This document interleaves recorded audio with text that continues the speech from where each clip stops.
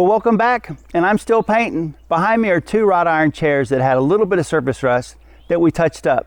And I've got two other chairs that were in pretty bad shape that I took a wire wheel to, and we repainted the whole thing. So, let's get into this.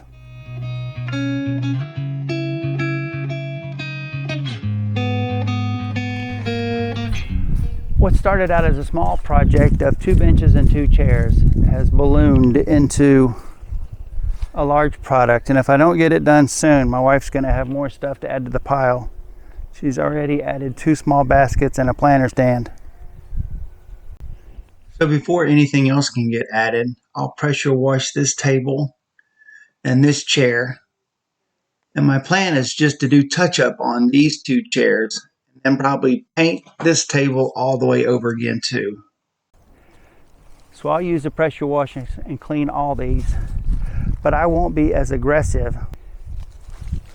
You can see in the light, it's all the pollen and mildew that's sort of built up over the years on it. And that's really all I'm trying to knock off. I'm just trying to knock off all that stuff. I've got a mid-range Craftsman pressure washer. There's little assembly required on the pressure washer. Double check and clean all the connections. You want to make sure the O-rings are in good shape. We're going to attach the trigger to the high pressure hose, and then we'll attach the wand to the trigger, and then we'll attach the high pressure hose to the pressure washer, followed by the water inlet hose.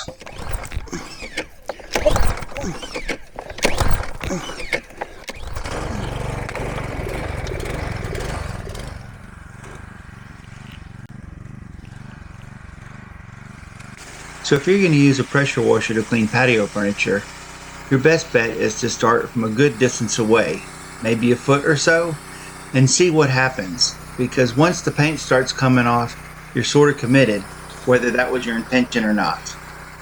Most of the mold and mildew that you need to clean off these chairs are always in the mesh area of the chair. It just seems to collect that dirt and pollen and mold and mildew.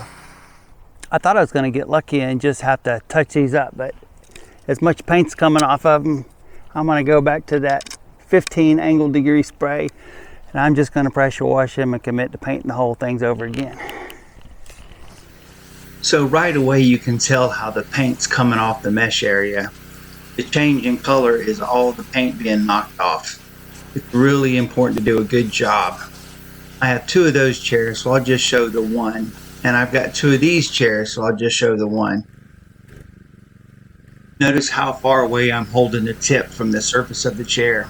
The big difference here is I have switched back to that wider angle tip, so I can just clean these real good and do the touch up on the areas that need it. Even though the objects may be a little awkward, still need to try to pressure wash every inch. So that takes care of all the pressure washing. Then we gotta inspect it and then paint it. So let's inspect it. Yeah, there's a lot of it in there.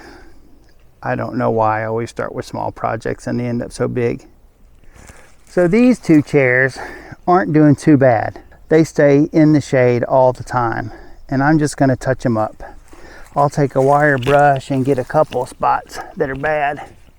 It's always usually along the bottom is where they end up the worst.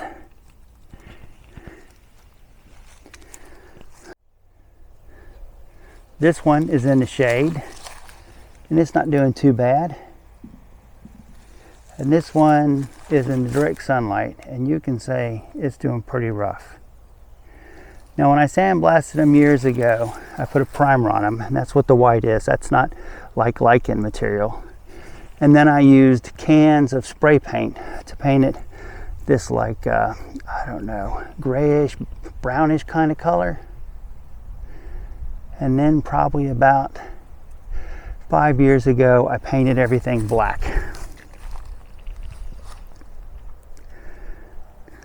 That chair is in pretty rough shape, and I've been looking to replace these 2 chairs for about 2 or 3 years now, and have not been able to find any that were comfortable or metal.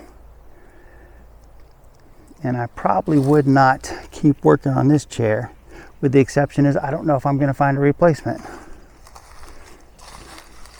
Table's not too bad. This one really held up well, the one that's in the shade.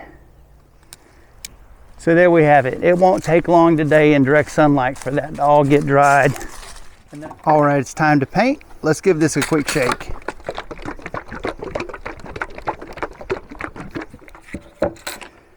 We can take off the lid and do a quick stir.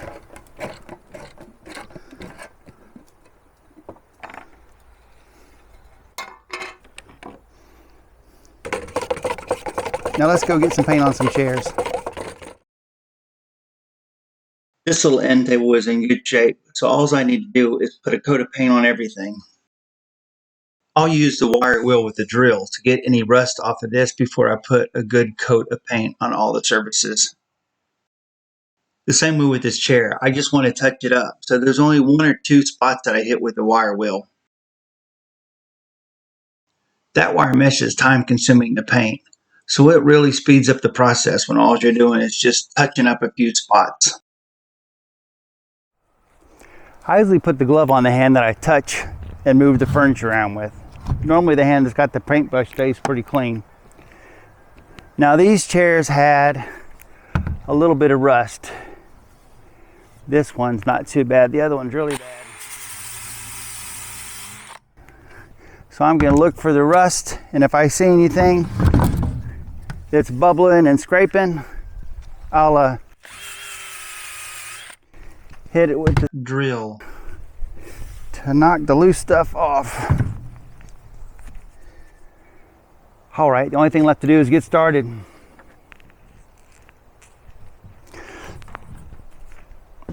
The easiest way to paint these textured surfaces with a paintbrush is to put it on its side, because it's going to drip, but at least if it drips down onto what you're painting.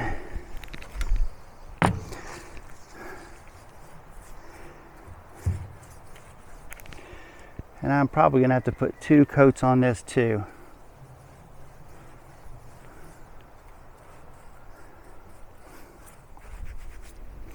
All right, the last chair.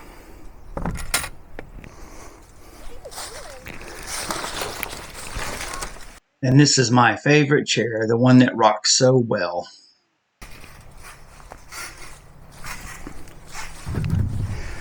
This one's the one that's got all the rust. This is the one that was in the sun. If you didn't know it, I don't have super quiet tools.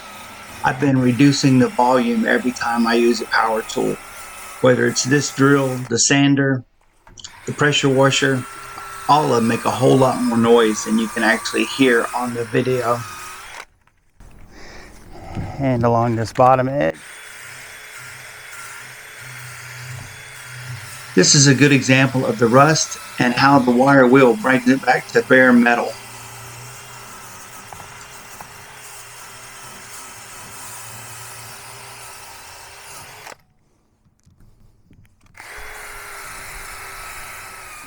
All these metal chairs are the same way.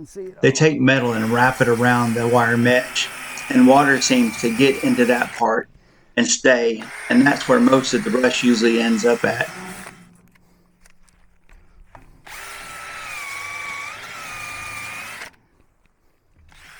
So eventually that wire mesh begins to rust, and the only thing you can really do is clean the front and the back. So with this chair, once I get done, I'm going to end up taking a cloth with some mineral spirits and trying to wipe off all the dust, because I did a lot more wire wheel work on this chair than any other.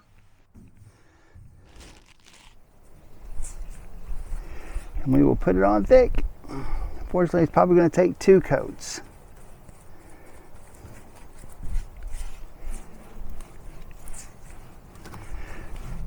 At least the grate's good at revitalizing the brush. It gets all the old stuff out of there.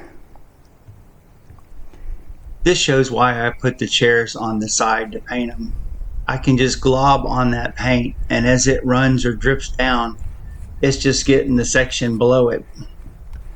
So you don't lose any paint doing it this way, and you probably get better coverage because you're encapsulating that wire mesh in the process. So the only handy tip I have is that you need to go from the front and the back of the chair quite frequently to make sure there are no drips.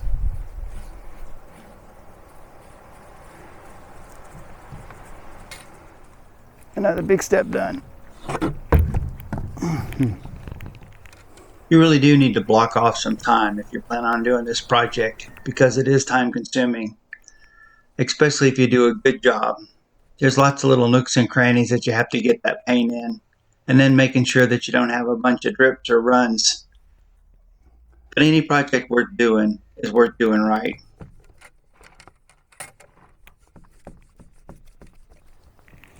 All right, the first coat is on these. We'll pick back up when we're putting on the second coat. Mix up my paint some. The only thing I have to be careful about now is I don't want to drag this around and mar up the paint on that. So don't worry, there's only these two cool artistic shots to watch, and then all the painting will be done.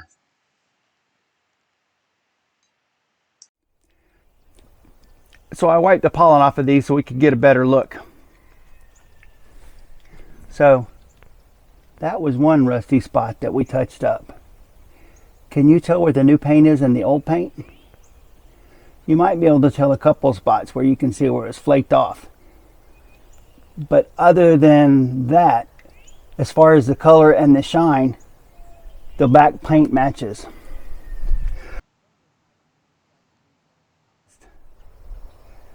So before I painted this, all you could really see was the rust. It just drew your eye in.